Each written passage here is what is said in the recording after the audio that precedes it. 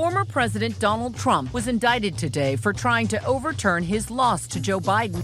We have to win in November, or we're not going to have Pennsylvania. They'll change the name. They're going to change the name of Pennsylvania. Pennsylvanians have a unique role with democracy and freedom. We have seen Pennsylvanians rise up at the ballot box. The work of making this world resemble one that you would prefer to live in is a lunch pail job. To paraphrase Bob Dylan, how many roads must a candidate go down before they can call themselves the nominee? Well, in the case of Janelle Stelson in the Pennsylvania 10th Congressional District, she's got a couple as far as I'm concerned. Hi, and welcome to the Keystone Reckoning Podcast. I'm Jesse White. It is Wednesday, April 10th, 2024. We are less than 2 weeks away from the Pennsylvania primary election, and today we're going to be talking about one specific race, the Pennsylvania 10th Congressional District. That's where I live, so I'm kind of immersed in the race in terms of seeing all the ads and everything and the operations of all the campaigns. And it's against Scott Perry, who you may know from such hits as, hey, let's overthrow the government on January 6th. And no, you may not see my text messages with Donald Trump. I don't care if you have a congressional subpoena or not. I served with him in the state house. He was a bad guy then. He's a worse guy now. He's got to go. We've all are clearly on the same page with that. There are 6 candidates running for the privilege to unseat him. One of them is Janelle Stelson, who was a newscaster for WGAL TV for, I believe, 20-some years, and has now thrown her hat in the ring along with 5 other candidates, all of whom, quite honestly, are qualified. A lot of races, there's always like that one crackpot. There was a debate last night that actually WGAL hosted. You can see it online. I would suggest anybody check it out. They all actually are pretty good. There's things I like about some more than others and vice versa, but by and large, they all pass that base competency test, right? In terms of, of whether or not they could theoretically at least earn my vote. But Janelle, she has painted herself as the front runner. She clearly has name ID. She's put herself out there. There's been some, I don't want to say manipulating of headlines, but there's been some word jujitsu to allow her to paint herself as a front runner. And okay, we'll call her the front runner. And there are some issues that have kind of followed her throughout the campaign that have never really been addressed. And I've been watching those. And then something happened yesterday that to me made it rise to the level of something, okay, we need to talk about all of this kind of in its totality because there's an underlying purpose behind it. So here's what we're going to do. There are 3 main issues that I want to talk about that are kind of questions or issues that are hanging out there about Stelson's race. We're going to talk about those. Then we're going to talk about how they've been addressed or haven't been addressed, and then why that's important. Okay, so we're going to start with kind of the most sensational one first. It just came out yesterday. I have actually been sent this clip several times by some other political people in the area. And yesterday, Shemaine Daniels, one of the opponents or one of the candidates in the primary, who also was the nominee in 2022 and actually did quite well against Perry, given that it was not a funded race nationally, which it will be this year, hence why there are 6 candidates trying to get the nomination.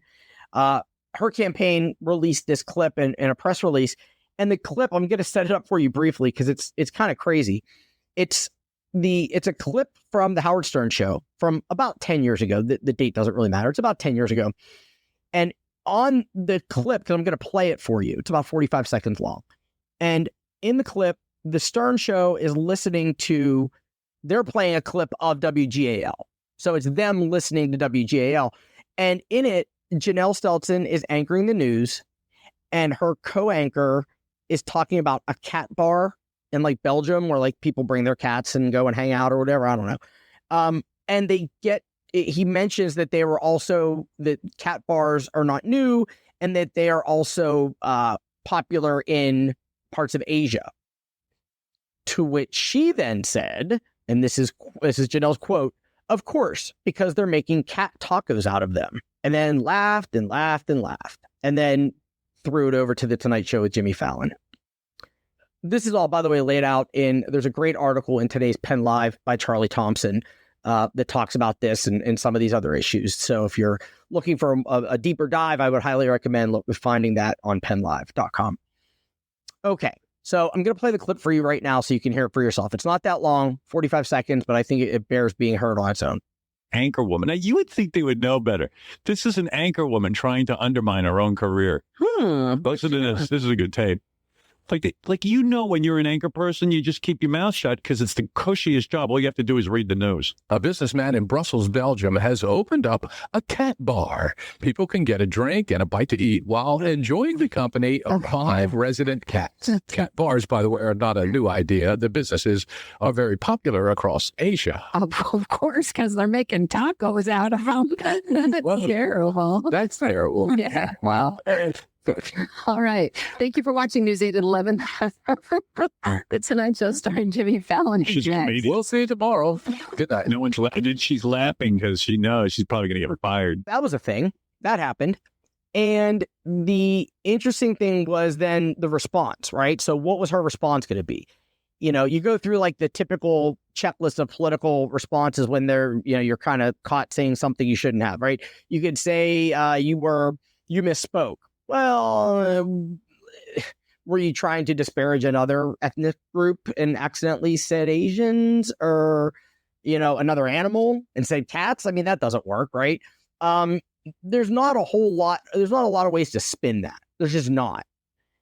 My first question was, when I heard it, I was like, well, where was the on-air apology, right? And because I think it was like 2009 when it happened. It was a time when like Twitter was not quite a thing, it wasn't like now where something like that could have easily gone viral very quickly. We weren't quite there yet. It was a much 2009, a much simpler time in many ways. But the thought would be, okay, you say something offensive, you do a public apology, you do your mea culpa and you move on. There's no evidence that was done, and I guess according to the article that Penn Live tried to get a comment from Janelle, and instead of actually talking to the reporter, they issued a statement so they could, frame it the way they wanted. Okay, fine. And she says that she apologized. She said, quote, "My comment was wrong and I apologized for it at the time." This was her statement. "I was live on TV for thousands of hours over 38 years, and one inappropriate joke from a decade ago is the worst thing they can find." And there's more to it, but I'm going to address that in another spot. But then Penn Live goes on to point out, quote, "There is no record of the remark creating any kind of public controversy. Her apologies," Stelson's campaign said later Tuesday, "were made privately to some viewers who had reached out with complaints." Call me crazy, call me a conspiracy theorist, call me whatever. Does anybody think that there were private apologies made? I'd love for that person to come forward. Like, you publicly apologize. It was racist. By the way, it was not only racist, but it's also offensive to animal lovers. Like, I've worked with animals a lot in my career. And that is, my cat drives me crazy. My wife's cat actually drives me crazy. I wouldn't even think about making a joke to her about making tacos out of it unless I wanted to be sleeping in the driveway for the next week. Just not cool all the way around. Instead of owning it, deflection, try to sidestep it, whatever. And this is kind of what I'm getting at. And this is kind of the bigger point, right? Because you might think, okay, well, big deal. A quote from 10 years ago. Yeah, it was bad, but is it disqualifying? No. I mean, I guess not. I mean, that's up for voters to decide, right? But you'll see now there's a pattern here that I think we need to look at. So let's talk about the next thing. And these have been around for a little while and they're more widely known. One is that Stelson does not live in the Congressional District. And Congressional Districts are big, right? There are not that many of them in the state. Each one is like over 750,000 people. So PA-10 includes Dauphin, Cumberland, and parts of York County, right? Big areas. Stelson lives in Lancaster County. Now, federal Congress, is the only office where you do not need to reside in the district to run. So, that's the phrase carpetbagger, right? That applies here. Someone that lives somewhere else and moves somewhere to run for office. She's technically not even a carpetbagger because a carpetbagger actually, bags up their carpet and moves. She's not moved here. There's an article from October when she announced acknowledging she didn't live in the district, and she sidestepped it, whether or not she would move here. It says, I'm reading, it said that she would address that issue when it arose, when she had to deal with it. She has not so far in the primary said, yes, even if I win the primary, I will move into the district. So we can reasonably assume, I think the implication is here, she's not moving to the district unless and until she's sworn in as a member of Congress. I think that's just reality until she says otherwise. So, that's an issue for people. You want your elected officials to have that grounding in the community. And, okay, yeah, it's Lancaster County. It's not that far away. It's not all that different. I just got done doing 2 election cycles in Lancaster County. And yeah, it is a little different because it's a different community. It's a different county. It's different people. It's different institutions. It's different ways of doing things. It is different. It's different elected officials, local elected officials, different Democratic committees, different organizations. It's different. It's not the same. It matters to some people. It matters to some people. The third one, and this is maybe the most, I think in some ways damning, right? Because you can look at some of these other ones and be like, oh, it's, that political inside baseball. You're trying to nitpick, whatever. This last one, I think, is problematic. And it is that Stelson was a registered Republican until January of 2023. So she announced her run for Congress in October of 2023. So she clearly, she clearly knew she was doing it before then. So, matter of fact, I'm no psychic, but I'm going to go out on a limb and say, let's see, she changed her party registration to Democrat in January of 2023. I'm going to bet she decided to run for Congress as a Democrat in January 2023, right? I mean, come on. This isn't hard. And by the way, this isn't theoretical. This is very clearly public record. We know when she changed it. So that's a real thing. It was pointed out in the debate last night that by Mike O'Brien, one of the other candidates, that because Stelson has tried to kind of dodge it by saying that, she was voting by her beliefs, or I forget exactly how she said it, but she was trying to imply that she said, here's what the Penn Live article said from today. It says, on party registration, Stelson has explained that she gave little thought to her party registration for most of her life as a working broadcaster who was obligated to stay out of partisan politics. She said the Democratic Party has matched her personal political views for some time now, and she made the registration switch official last year prior to joining the race. What O'Brien then said was, and it's a valid point, that because Stelson had voted in the Republican primaries through 2022, she was, by definition, casting votes for candidates who were anti-abortion, anti-union, anti-public education, anti-climate, and anti-democracy, right? Because that's all there was on the ballot, on a Republican primary ballot. There are no good choices. Or the good choices are very, very few and far between. So unless she didn't vote, which she did, so by voting, she voted for some of these people that were not anybody that a Democratic primary voter would support. That's problematic. So let's put all of this together, okay? Let's synthesize it now. We've got all these ingredients. Let's throw them in the blender and see what we come up with. To me, this is one of the best examples I've ever seen of opportunism and the attempt to create an image of a candidate that isn't accurate. It is an attempt to take a shortcut. Like, let's call this what it is. You voted in the Republican primary and you were a registered Republican. You know what that makes you? A Republican. You were a Republican. Own it. You were. You are running for Congress in a place you don't live because you think you have a better chance of winning, because you think Scott Perry is vulnerable, and you think that the race is going to be funded nationally, and that's where you personally have a better chance of being elected in your mind. For those that don't know, the congressman in PA-11 is Lloyd Smucker, who's not a whole lot better than Scott Perry. He's a pretty bad guy. What's the difference? Well, the district is more likely to flip in PA-10 than it is in PA-11. So instead of standing up for her own community to run for Congress, she's running for Congress somewhere else because that's what's better for her. It would probably be better for PA-11 and the voters there for her to run there. And then we have another candidate in PA-10 that's qualified, and we have two good Democratic candidates in theory. But no, we've got to slide over to where we don't live because that's the better odds of getting elected, right? So there's that kind of like naked ambition that is just super obvious. The fact that, and maybe it's the fact that because you lived in PA-11 as a Republican, you voted for Lloyd Smucker. How many times did you vote for Lloyd Smucker? Be real awkward to turn around and run against him now. See how this all kind of meshes together? Paints a picture that's not great. It's not great.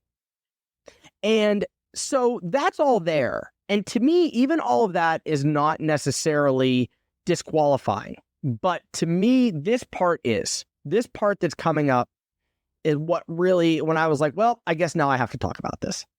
Because during the debate last night, and also in her statement about the cat taco thing, she made a comment when Mike O'Brien, talked about her voter registration. Her response was, quote, "You have just given Scott Perry his dream. This Dem-on-Dem violence. I think everybody up here is doing a outstanding job in the race. Let's cut it out. Let's keep our eyes on the prize, and let's go after the guy who really needs to be gotten rid of." So that's clearly deflection, right? It's self-victimization, instead of having to address the issues, which are valid, right? Like there are 3 of them now that are legit. Like having been a candidate and been an elected official, I can tell you, I've had to answer for a lot less. In one way, she's probably right in terms of giving, you talk about giving Scott Perry his dream. Scott Perry's dream is to run against somebody that can easily be slashed up politically. Scott Perry's dream is to run against somebody who's barely a Democrat, or is a Democrat with, in name, but with no bona fides or no evidence of doing anything fighting for Democratic causes or Democratic ideals. That is, I thought about it. There's got to be a term for this, right? Like, what do you call a candidate like this? And to me, and this isn't, and I want to be very clear, this has nothing to do with gender, right? It's the gender connotation comes with this term, but that's not what I mean by it. I feel like we're looking at a Stepford candidate, right? Like it's manufactured. It's being put together from pieces, and we have to hope that the veneer doesn't break. And the thing about that is that, look, primary elections are crucibles. You put candidates in there, you put the pressure on them, and the voters then decide who emerges from that as the best possible candidate to run in the general election. We know that Scott Perry, A, needs to be defeated, B, is not going to be easy to beat. Now, there can be many differing opinions about what kind of a candidate it will take to beat him. Reasonable people can differ on that. I think the last couple of cycles, what we've seen in that race with George Scott, then Eugene DePasquale, then Shemaine Daniels, there have been a lot of theories about that, which we don't have time for right now. But the point of a primary is to vet these candidates. And I'm sorry, but when these questions are being asked of Janelle Stelson or any candidate, but I'm using Janelle because it happened. It just, literally just happened. When those questions are being asked, you have an obligation to answer them. You owe it to the voters to answer them. We may not like the answers, but we deserve answers. These are not little minor nickel and dime things. And by the way, if you think that for Janelle, if you think that this is being treated poorly, if you think this is worthy of victimization, self-victimization, I've got some bad news for you the second you become the nominee. Because maybe you haven't noticed, or maybe you have because you were a Republican, but they don't play around. They win. They like to win by whatever means necessary. So whatever being asked some questions in a debate or being confronted with your own words that were broadcast to, thousands and thousands of people on live television, if you think that's bad, wait until you have to deal with the reality of running in a general election. It's not fun. And the whole point of a primary is to get this stuff out of the way to find out what candidates are best equipped and best suited, both in temperament, in qualifications, and everything in between, to be able to withstand that storm and come out on the other side as someone that the voters and the Democratic Party and the supporters will get behind and rally behind. And with it being a presidential year, the stakes are high because down ballot action can fuel up ballot results. It matters. It matters a lot.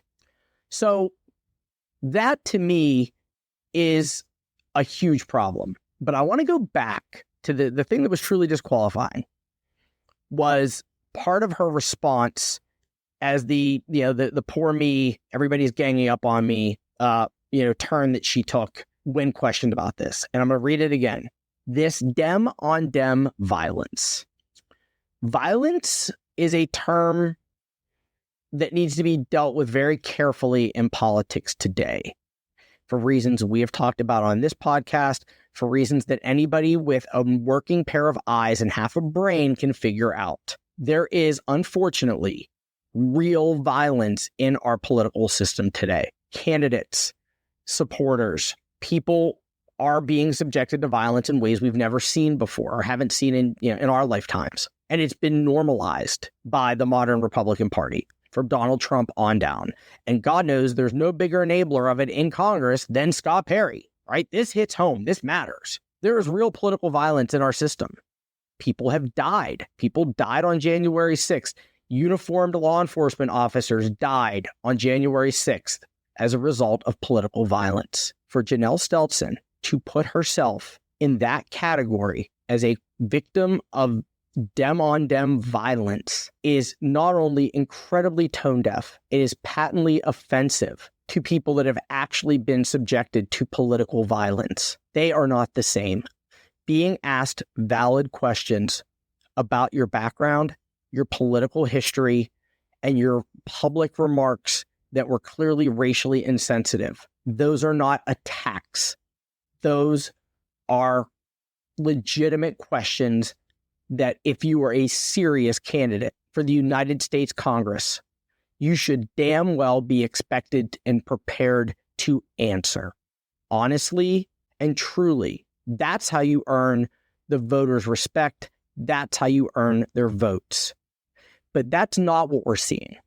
We're seeing the classic campaign of we are going to tell you what we want to tell you about us. We're going to ignore everything else. We're going to paint ourselves as the front runner, and then we're going to run out the clock and hope that nobody notices the difference. That's their narrative.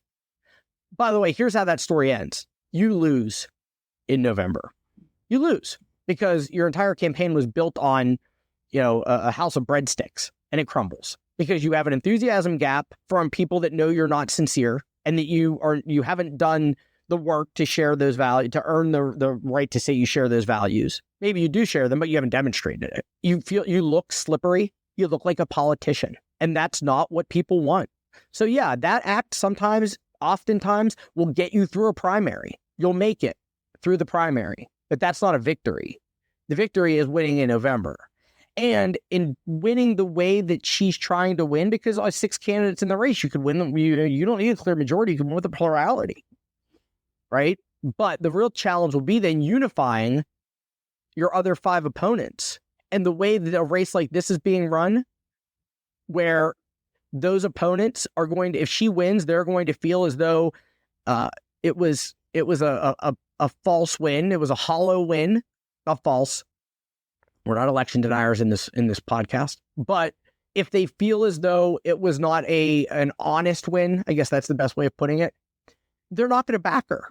And if she wins with, 34% of the vote or something like that, the narrative is very simple. Well, 60-some% of the voters voted for somebody else. I don't see anything about the way this campaign is being run and the way, looking at the interactions last night on that stage, that debate stage, that there's any potential to unify. There were many instances where the candidates were actually very complimentary of one another about certain things.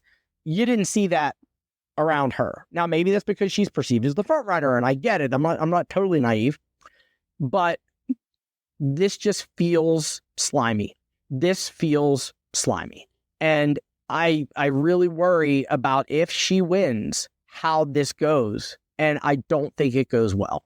I don't think it goes well. And I think that's what we have to think about as we're choosing our nominee. We talk about electability. We talk about all these, we're all experts, right? We all throw these ideas out there about, who should win and how they can win and why they should win.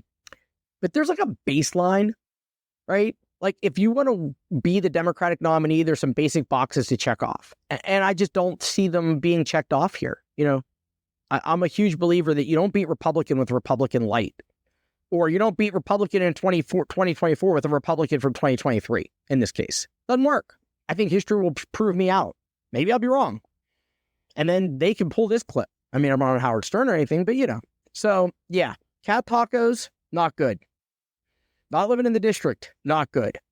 Republican till last year, not good. I don't know how you add all that up and say, yes, this should be our nominee. I just don't see it. But I'm not the only one that gets to vote in these things. I have one vote, and there will be many, many more cast. But I felt enough had happened in front of me that I'd earned the right to say something about it, and I have. Curious to hear your thoughts on it. But yeah, so that's where we sit. And it'll be interesting in 2 weeks to see how this all plays out. I worry that I kind of know what the script is going to look like, and it's going to be problematic. But we have to be mindful of the purpose of a primary. It's not to bandwagon jump. It's to take our obligation to vet candidates seriously, because we need serious people who share our ideals, share our values, running for office. It's got to be about the voters. It can't be about the candidates. And everything about this campaign feels like it's all about the candidate. And then they just trimmed around the edges to make it fit, try to make it fit into the election she's running in. I don't know. I don't know what's going to happen. But I know that as more of this campaign plays out down the home stretch, I think we'll see more of the same. I don't know how engaged voters are to be able to put these pieces together and if they matter to them or not. But if nothing else, I think based on what we've seen from Janelle Stelson, I think we're going to see a lot more blowing in the wind. This has been the Keystone Reckoning Podcast. I'm Jesse White. We'll do it again tomorrow. Well, that's it then. And we've saved people the trouble of voting. What's next? Our point is that it's... I understood the point. We're going to South Carolina to set up Illinois. When I ask what's next, it means I'm ready to move on to other things. So, what's next? We're done. Fantastic.